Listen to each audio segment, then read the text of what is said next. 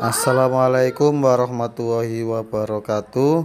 Biar semangat dalam membuat kontennya, jangan lupa like, comment, and subscribe tombol yang ada di bawah ini. Oke anak-anak, pada sesi kali ini yang kita bahas adalah tentang software komputer. Baik, langsung saja kita lanjutkan materinya. Software merupakan program-program yang diperlukan untuk menjalankan perangkat keras komputer. Program yang dimaksud adalah kumpulan dari instruksi-instruksi dengan bahasa yang dikenal oleh komputer. Jadi software ini bertujuan untuk mendefinisikan atau memerintah program atau memerintah komputer atas keinginan user atau brainware. Ya, kemudian yang berikutnya ini ada bentuk-bentuk icon. Ya. Icon ini tinggal kita klik atau kita sentuh, maka akan melanjutkan ke perintah-perintah yang berikutnya. Nah, kok bisa Pak? Iya, karena peta konsep kedudukan dari software itu seperti ini. Jadi yang atas ada user. User ini kepingin menggunakan yang bawah atau hardware-nya, kepingin memerintahkan perangkat kerasnya. Nah, bagaimana caranya supaya user ini bisa komunikasi dengan hardware? Ialah melalui operasi sistem. Bisa, kemudian bisa juga melalui aplikasi sistem, aplikasi software. Ya, jadi software ini, operation system atau application software ini kedua-duanya dalam bentuk software. Jadi mereka ini yang akan membahasakan perintah user kepada hardware. Kemudian jenis software, jenis atau bentuk tampilannya, ya, bentuk tampilannya software itu dibagi menjadi dua. Yang pertama adalah GUI atau Graphical User Interface. GUI itu apa? GUI adalah sebuah interface yang memungkinkan kita berinteraksi dengan software dengan menggunakan grafik dan icon. GUI mengontrol pengertian data dan bagaimana sebuah display atau tampilan informasi ditampilkan di layar.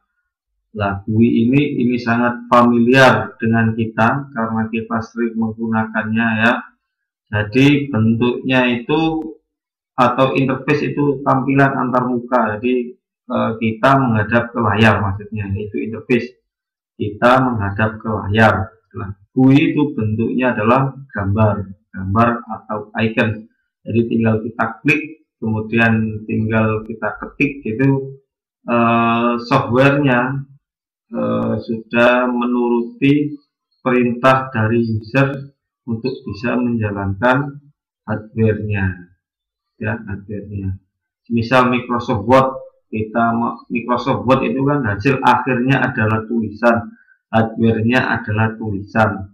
Kemudian brainware-nya itu membuat data ketikan, kemudian memerintahkan MS Word, kemudian di print, yang hasil akhirnya adalah dalam bentuk kata atau tulisan. Yang kedua ada command line interface, ya, command line interface. CLI adalah interface pada sistem operasi yang menggunakan baris perintah atau teks. Dalam berinteraksi dengan sistem operasi pengguna hanya dapat menggunakan keyboard dengan cara mengetik perintah atau command tertentu. Jadi ada yang mengatakan CLI atau CLI, ada juga yang mengatakan CUI ya. CUI. Jadi kalau CLI adalah Command Line Interface, kalau CUI adalah Command User Interface. Ada yang mengatakan seperti itu. Jadi sama ya. Dalam bentuk penerapannya, CLI lebih ditunjukkan pada sistem operasi yang digunakan sebagai komputer server yang dioperasikan oleh IT administrator. Karena menggunakan CLI dirasa lebih efisien dan cepat dibandingkan dengan menggunakan GUI. Jadi kalau orang yang biasa bekerja pada IT atau programmer itu biasanya lebih suka pada CLI. Dan tampilannya itu layar hitam kemudian kita ketik perintah dengan keyboard ya. Tidak bisa, biasanya jarang bisa menggunakan mouse atau kursor mouse, itu jarang tampil. Mungkin kalau di tampilan Windows bisa menggunakan command prompt seperti itu, nah itu sama juga menggunakan tampilan command line. Jadi ada dua tampilan atau ada dua bentuk pada interface komputer, pada tampilan antarmuka komputer. Yang pertama ada GUI, yang kedua ada CLI. Nah, akan tapi dari keduanya itu ada kelebihan dan kelemahannya. Kalau kelebihan sistem GUI itu satu, desain grafis lebih menarik dari tampilannya itu seperti tampilan Windows 7, kemudian Windows 8, Windows 10 itu kan menarik ya, tinggal kita klik-klik gitu saja. Kemudian kita bisa menggunakannya, berinteraksi dengan komputer secara lebih baik ya, jadi sangat mudah sekali, menarik minat pengguna karena tampilannya itu bagus, maka sangat menarik tampilannya. Jadi banyak orang yang suka gitu loh pada GUI. Kemudian resolusi gambar yang tinggi, jadi karena warna-warni biasanya ya, sehingga banyak mengeluarkan nilai-nilai resolusi yang tinggi. Kekurangannya yang pertama memakan banyak memori ya, karena dalam bentuk gambar, kemudian dalam bentuk video dan warna-warni itu memakan banyak memori. Cuman sekarang memorinya, hardware-nya atau harddisknya komputer itu tinggi-tinggi, maka tidak masalah ya. Kemudian yang kedua, bergantung pada hardware. Jadi untuk yang tampilan GUI ini biasanya ada hardware-nya itu, kalau kita menginstal itu kita itu harus membutuhkan software. Misal mau install printer gitu, ada yang tidak otomatis, ada yang otomatis. Yang ketiga, membutuhkan banyak tempat pada layar komputer. Jadi sebenarnya ini bisa dianggap kekurangan atau bisa dianggap kelebihan untuk memudahkan banyak. Jadi bisa membuka banyak sekali jendela-jendela, kemudian kita minimize, kita buka jendela lagi, kita minimize, kita buka jendela lagi, kita minimize. Itu bisa untuk yang GUI. Cuman kalau kebanyakan itu biasanya RAM-nya itu tidak kuat.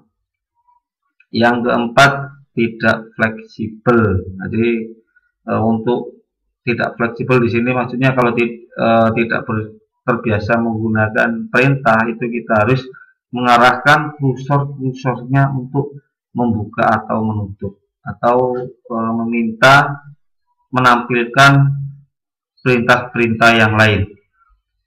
Kemudian yang berikutnya, Kelebihan sistem operasi CLA, pengoperasiannya mudah. Jadi bagi yang sudah terbiasa itu menggunakan komputer antara GUI dan CLI ini banyak. Kalau yang sudah terbiasa loh ya, itu suka menggunakan CLI.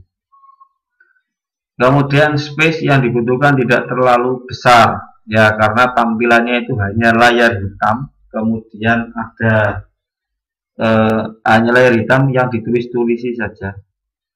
Jarang sekali menggunakan tampilan warna, oleh karena itu space-nya tidak terlalu besar. Tidak memerlukan memori yang besar, karena hanya ya menampilkan tulisan-tulisan saja, maka memorinya tidak terlalu besar.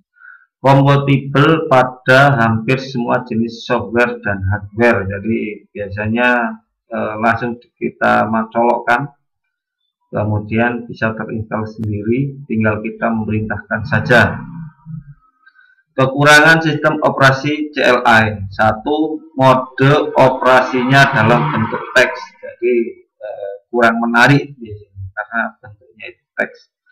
Tidak kompatibel pada beberapa program yang beroperasi dalam mode grafis, jadi karena bentuknya itu teks, kemudian yang beredar di Indonesia atau di sekitar kita itu banyak software yang menggunakan tampilan grafis. Nah, ini tidak bisa dimasukkan di sistem operasi berbasis CLI ya, tidak bisa diinstalkan. Yang ketiga, kurang menarik dan membosankan bagi pengguna awam. Jadi kalau kita itu sudah terbiasa menggunakan GUI, biasanya kurang tertarik menggunakan CLI. Yang keempat, harus mengingat baris dan perintah, baris dari perintah. Jadi berkesinambungan antara perintah yang atas dan yang bawah. Nah itu, kalau perintahnya banyak sekali, untuk memerintahkan yang selanjutnya biasanya harus melihat atau mereferensi dari perintah-perintah yang atas, karena kita tidak bisa menggunakan klik-klik atau kursor mouse seperti pada GUI ya. Jadi tampilannya tadi seperti ini adalah tampilan seperti tampilan command prompt ya. Kalau yang ini adalah tampilan seperti Windows yang biasa kita gunakan. Kemudian macam-macam software. Untuk macam-macam software ada program aplikasi.